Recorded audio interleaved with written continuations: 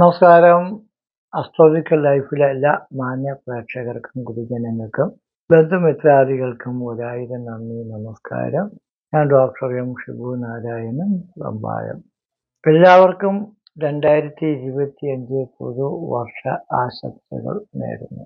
മൂലം നക്ഷത്രക്കാരുടെ ഈ വർഷത്തെ ഫലത്തെയാണ് പറയാൻ പോകുന്നത്.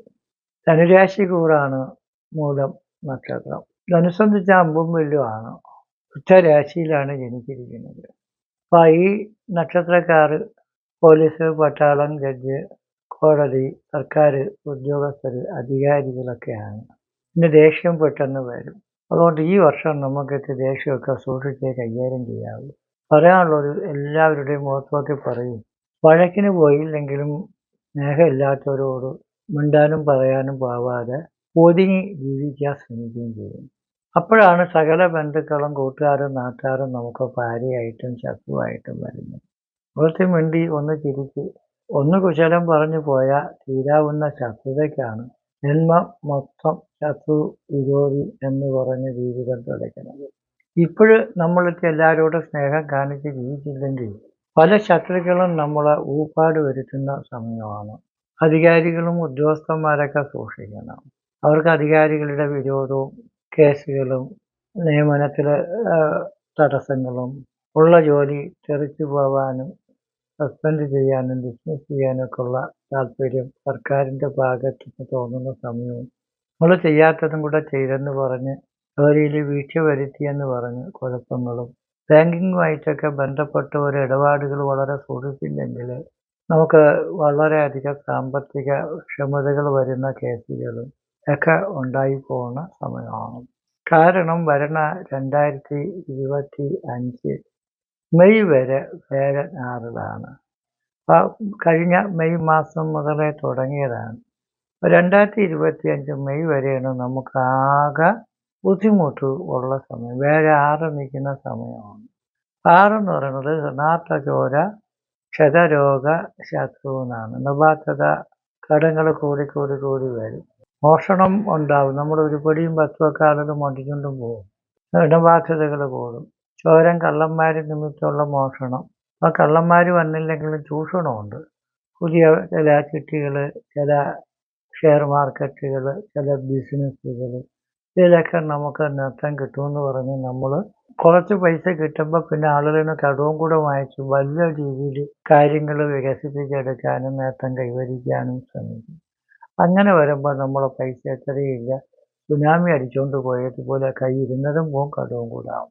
അങ്ങനെ കടബാധ്യതകളുണ്ടാവും. ചോരൻ കള്ളനാണ്. കള്ളന്മാർ നിമിത്തമുള്ള ധനനഷ്ടങ്ങൾ, ക്ഷേത്രം മറിഞ്ഞു വീണ് കൈകാല് ഓടിയുന്ന അവസ്ഥകൾ, രോഗങ്ങൾ, ചെറിയ അസുഖം വന്നാലും മാറാത്ത അവസ്ഥകൾ, ശ്വാസം മുട്ട്, കഫകോപം, മുട്ടുവേദന, നടുവേദന, ഓർത്തോ, ന്യൂറോ, ഗ്യാസോ, സൈക്കോ പ്രോബ്ലങ്ങളൊക്കെ രാഹു 4 നിൽക്കുമ്പോഴും ഉണ്ട്. രാഹു 4ലാണ്. വാഹന അപകടങ്ങൾ, വീട് വെപ്പിന് തടസ്സങ്ങളൊക്കെ ഉണ്ട് എന്നും പറഞ്ഞുകൊണ്ട് നമ്മൾ കടം വാങ്ങിച്ച് വീട് പൂർത്തിയാക്കിയിട്ട് കടം കൊണ്ടിന് വീട് വിൽക്കണമെന്ന് വിചാരിക്കാൻ പാടില്ല. ഉള്ളത് മതി. ഉള്ളതിനെ നിലനിർത്തിക്കൊണ്ട് നമ്മൾ കടങ്ങൾ തീർക്കാൻ ശ്രമിക്കണം. കാരണം മെയ് വരെ വളരെ മോശമാണ്. കടങ്ങൾ മാത്രമല്ല, അപകടങ്ങൾ, ചെറിയ അസുഖം വന്നാലും വലിയ രോഗിയെപ്പോലെ നമുക്ക് തോന്നും. അതുകൊണ്ട് മരുന്നും മന്ത്രവും രണ്ടും നമുക്ക് വേണം. മരുന്ന് ആശുപത്രിയിലൊക്കെ പോകണം. മന്ത്രം നമ്മൾ വിഷ്ണുവിനെ ഭജിക്കണം.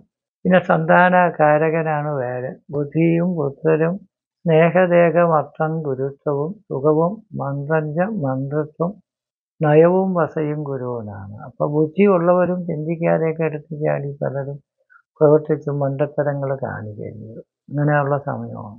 പുത്തരും പിള്ളേരുമായിട്ടും വഴക്കനും പോലും പിള്ളേരെ ചലവിച്ച് പോവുകയും മരിക്കുകയൊക്കെ ചെയ്യുന്നത് വേഴൻ 6ലും 3ലും 8ലും ഒക്കെ നിൽക്കുമ്പോഴാണ്. സന്താനങ്ങൾ കലവിച്ചുകൊണ്ട് കുഴപ്പമില്ല, മരിച്ചളഞ്ഞാൽ നമുക്കില്ലാതെ പോകും. അതുപോലെ പിള്ളേർക്കും ജോലി കിട്ടണില്ല, പൈസ കിട്ടണില്ല, മാർക്ക് കിട്ടണില്ല, പഠിക്കണില്ല, പറഞ്ഞാൽ കേൾക്കണില്ല എന്നുള്ള രീതിയിൽ പിള്ളേരോടും വിരോധമൊന്നും കാണിക്കരുത്. നല്ല മക്കളാണെങ്കിൽ പോലും അതിനകത്ത് നമ്മുടെ ജാതകം അനുസരിച്ച് കുഴപ്പമാണെങ്കിൽ അവരുടെ ജാതകത്തിൽ നല്ലതാണെങ്കിൽ അവർ രക്ഷപ്പെടും. നമ്മളെ ജാതകത്തിൽ ഇതെല്ലാം ആലോചിച്ച് ചിന്തിച്ച് വിഷമിക്കാൻ അവസരമുള്ള സമയമായതുകൊണ്ടാണ് നമുക്ക് ഈ വിഷമവും ടെൻഷനും ഒക്കെ. സ്നേഹം കുറയും. ആരുടെ സ്നേഹിച്ചിരിക്കുകയാണ് അവരുടെയൊക്കെ വിരോധം തോന്നും. ശരീരമൊക്കെ ഉണങ്ങിക്കരിഞ്ഞ് നമ്മുടെ സൗന്ദര്യവും ആരോഗ്യമൊക്കെ നഷ്ടപ്പെട്ടതുപോലെ തോന്നും. അതേപോലെ മന്ത്രിത്വം ഒക്കെ അധികാരങ്ങൾ, പ്രമോഷന്, സ്ഥാനമാനങ്ങളൊക്കെ കിട്ടാനുള്ളത് കിട്ടണില്ല, അതുകൊണ്ട് എനിക്ക് ഇനി ജോലി വേണ്ടെന്നൊക്കെ തോന്നും. പ്രമോഷത്തോടു കൂടി തന്നെ നമുക്ക് ഒരു ദൂരെ ജോലി കിട്ടിയാൽ അതും പാടൊന്നും കൊണ്ട് ജോലിയൊന്നും കളയും. അങ്ങനെ അധികാരികളുടെയും വിരോധം തോന്നും. സാധാരണ നിങ്ങൾ ഏത് മേഖലയിൽ പ്രവർത്തിച്ചിരുന്നാലും അവിടെ വരണവരുടെ സ്നേഹമായിട്ട് ഇടപെടണം. അവർ കൊണ്ടുവന്ന് കേസ് കൊടുക്കും. അങ്ങനെ പല നാട്ടുകാരോടും കൂട്ടുകാരോടൊക്കെ മയമായിട്ട് പോയില്ലെങ്കിൽ പല ഭാഗത്തു നിന്നും ചെയ്യാത്തതും ചെയ്തതുമായ കാര്യങ്ങൾക്ക് കേസും നടപടികളും വന്നു വിടുന്ന സമയമാകും. കാരണം മെയ് മാസം കഴിയുമ്പോൾ നമ്മൾ കുരുക്കിൽ നിന്ന് രക്ഷപ്പെടും. 6 മാറി 7 വരും. അത് വളരെ ഒരു ഈശ്വരാനുകൂല്യം തെളിയുന്ന സമയമാണ്. 6 നിൽക്കുമ്പോൾ പൂജയും മന്ത്രവും തന്ത്രവും ജപവും തപവും പോവാത്ത ആശുപത്രിയില്ല, പോവാത്ത ജ്യോത്സ്യന്മാരില്ല, പോവാത്ത അമ്പലമില്ല, അവിടെ തന്നെ എനിക്കൊരു ഗുണവും കിട്ടിയില്ലെന്ന് തോന്നുന്ന സമയമാണ് 6 നിൽക്കുമ്പോൾ. 6 വരുമ്പോൾ ഗുരുശുക്ര കേന്ദ്രകൈ വാ സുഖിതാകസ്താതുരോ എത്ര രോഗിയായിട്ട് കിടക്കുന്ന ആളും സുഖിയായിട്ട് ഭവിക്കും. സുഖിക്കുന്ന വെച്ചാൽ എന്താണ്? മനസ്സിനും ശരീരത്തിനും ജീവിതത്തിനും എല്ലാ സമാധാനവും സന്തോഷവും ഉള്ള ഒരാളാണ് സുഖിക്കണം എന്ന് പറയുന്നത്. അങ്ങനെ സുഖവും സന്തോഷവും ഒക്കെ കിട്ടും. അങ്ങനെ സുഖിയായിട്ട് ഭവിക്കുന്ന അവസ്ഥ ഉണ്ടാവും.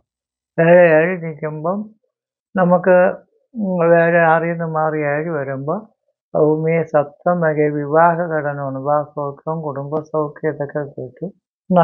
വിവാഹസൗഖ്യവും കുടുംബസൗഖ്യവും കുടുംബകലകവും കുടുംബകോട്ടത്തിൻ്റെ ഒക്കെ ഇരിക്കുന്നവരാണെങ്കിൽ നിങ്ങളോ ചെറിയൊരു ചിരി കൊണ്ടോ ഒരു കാത് കൊണ്ടോ സ്നേഹം കൊണ്ടോ ഒരു വാക്കുകൊണ്ടോ നിങ്ങളുടെ ജീവിതം തിരിച്ചു കിട്ടുന്ന സമയമാണ്. ആലോചിച്ചിരുന്ന ഫ്രണ്ട്സും ലവറും ഒക്കെ സ്നേഹിച്ചു വരുന്ന സമയമാണ്. അങ്ങനെ വിവാഹ സൗഖ്യം കിട്ടും. നഷ്ടം വന്ന് കിട്ടാതെ കിടക്കുന്ന പൈസകൾ കിട്ടും. ജോലി കിട്ടും. വിദേശ യാത്ര, പ്രവൃത്തി ഗുണങ്ങൾ കിട്ടും. അധികമായ നേട്ടങ്ങളും ഭാഗ്യങ്ങളും ഐശ്വര്യങ്ങളൊക്കെ കിട്ടി നമുക്ക് പുരോഗതി കൈവരിക്കാൻ പറ്റും. അങ്ങനെ നമുക്ക് കുഴപ്പങ്ങൾ മാറാനും നല്ലത് വരാനും സമാധാനവും സന്തോഷവും ഒക്കെ കിട്ടാനും ഒക്കെ തന്നെ നമുക്ക് യോഗമുള്ള സമയമാണ് 7 നിൽക്കുന്ന സമയം. അപ്പോൾ നമ്മൾ ചെറിയ പ്രാർത്ഥനകളും പൂജകളും ഒക്കെ ചെയ്യുമ്പോൾ തന്നെ നമുക്ക് നല്ല ഐശ്വര്യവും പുരോഗതികളും കിട്ടും. പിന്നെ മെയ് മാസം ആകുമ്പോൾ രാഹു 4 നിൽക്കുന്ന രാഹു 3 വരും. അത് നല്ലതാണ്. രാഹുവിൻ്റെ മാറ്റം വളരെ നല്ലതാണ്. മെയ് കഴിയുമ്പോൾ നമുക്ക് 6 വരുന്നത്, രാഹു 4 വരുന്നത് നല്ലതാണ്. 3 വരുമ്പോൾ ആരോഗ്യം കിട്ടും. നിർമ്മമാനം രാജാവിൻ്റെ പ്രീതി കിട്ടുമെന്നാണ്. അധികാരികളുടെ പ്രീതി, സഹായം, സന്തോഷം ഇതൊക്കെ കിട്ടും.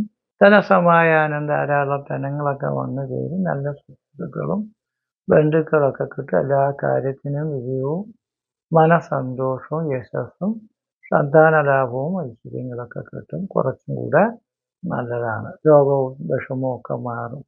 നമുക്ക് സഹോദരങ്ങളെ കൊണ്ടും സഹായികളെ കൊണ്ടും ഒക്കെ ഉള്ള സഹായങ്ങളും ആനുകൂല്യങ്ങളൊക്കെ കിട്ടും.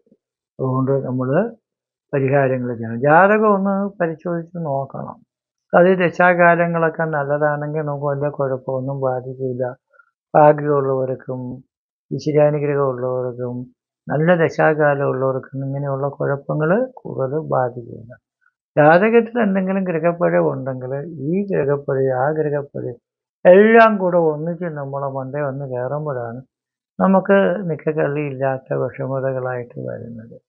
അതുകൊണ്ട് നമ്മൾ ഗണപതി പൂജ, ഭഗവതി പൂജ, മൃത്യുഞ്ജയോമം, നവഗ്രഹ പൂജ, ഈ വേഴൻ നമുക്ക് 6 നിൽക്കുന്നത് കൊണ്ട് വിഷ്ണു പൂജ, സന്താന ഗോപാലമൂർത്തി പൂജ, പഠിക്കണ മക്കളൊക്കെ ആണെങ്കിൽ സരസ്വതി പൂജ, ഈശ്വരി പൂജയൊക്കെ ചെയ്തിട്ട് നിങ്ങൾ ഏത് കാര്യത്തിന് ശ്രമിച്ചാലും വിജയം സുനിശ്ചിതമായിട്ട് വരും.